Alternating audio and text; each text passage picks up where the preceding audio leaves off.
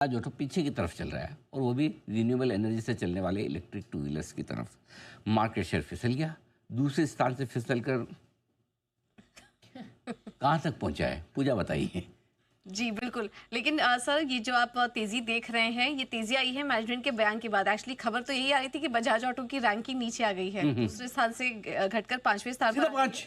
सीधे 5 पे आ गई है। अगर इनका ट्रेंड देखें तो जून में 23,170 वॉल्यूम्स थे इनके, जुलाई में वो घटे 19,000 पर आ गए और अगस्त में तो सीधे 7,070 के आसपास इनके वॉल्यूम्स पहुंच गए। तो वहां पर गिरावट लगातार हम देख रहे थे।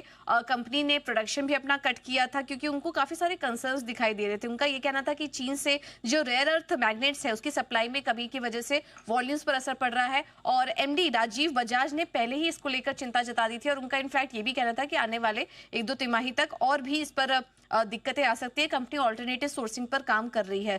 तो जो डेटा आए हैं उसमें सबसे पहला नंबर तो था टीवीएस मोटर्स का, 15,000 यूनिट सोल्ड किया उन्होंने। एथर एनर्जी ने करीब 10,280, ओला इलेक्ट्रिक आगे निकल गया 9,681 और हीरो मोटोकॉर्प भी आगे था, 7,861 बिक्री उन्होंने की। बजाज ऑटो सीधे 5वें स्थान पर आ गया। जुलाई में जहां पर उन्होंने 19,000 वॉल्यूम्स देखने को मिले थे, वो घटकर अब सीधे 7,000 हो गए।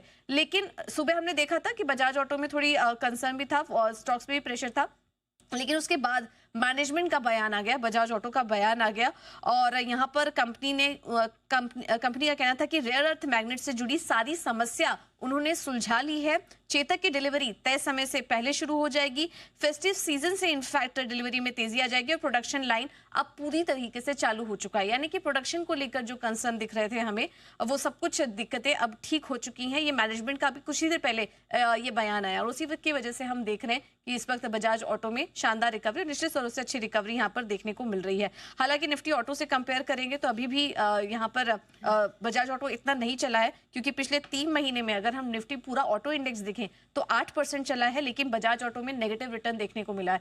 तो अब उम्मीद कर रहे हैं कि आज के मैनेजमेंट के बयान के बाद जिस तरीके से मैनेजमेंट सारी सप्लाई की दिक्कतों की चिंता खत्म होने की बात कर रही है, उम्मीद कर रहे हैं कि यहाँ से अब वापस से वो तेजी दिखनी शुरू होगी बजाज ऑटो में।